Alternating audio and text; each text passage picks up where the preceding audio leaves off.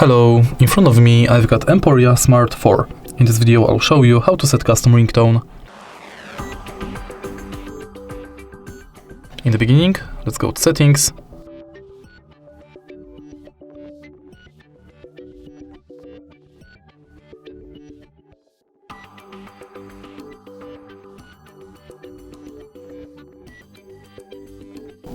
Enter sound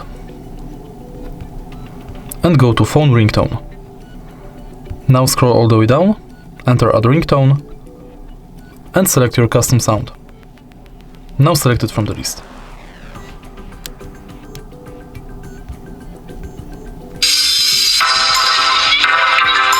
Tap OK and it's set. If you find this video helpful, please leave like, comment and subscribe.